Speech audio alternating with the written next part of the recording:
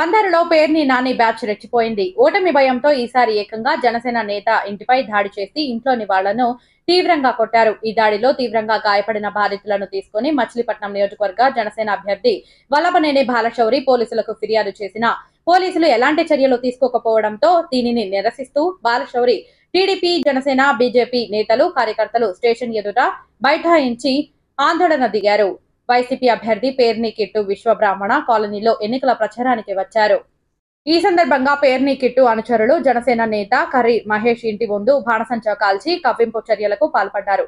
దీన్ని మహేష్ కుటుంబ సభ్యులు ప్రశ్నించడంతో పేర్ని కిట్టు అనుచరులు రెచ్చిపోయారు. ఏకంగా ఆయన ఇంట్లోకి చొరబడి అక్కడున్న వాళ్ల మీద దాడి చేసి ఆడవాళ్ల పట్ల అసభ్యకరంగా ప్రవర్తించారు. తాళిబొట్టు తెంచబోయారు.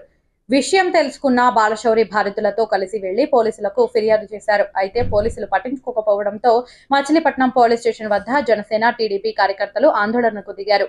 స్టేషన్ ముందు రోడ్డుపై బైఠాయించి జనసేన, టీడీపీ కార్యకర్తలు నిరసన చేపట్టారు. పేర్ని కిట్టు అనుచరులు మహేష్ బంధువులపై దాడి చేసి ఆడవాళ్ల తాళిబొట్లు లాగడంపై బాలశౌరి మండిపడ్డారు. సెల్ ఫోన్ రికార్డింగ్లను ఈసీకి, డీజీపీకి, గవర్నర్కు, రాష్ట్రపతికి పంపుతున్నామని బాలశౌరి వెల్లడించారు. సీసీటీవీ ఫుటేజీ చూసి నిందితులను కఠినంగా శిక్షించాలని డిమాండ్ చేశారు. నిందితుల మీద చర్యలు తీసుకోకపోతే పేర్ని నాని ఇంటి ముందు ధర్నా చేసి ప్రజాస్వామ్యాన్ని రక్షించుకుంటామన్నారు.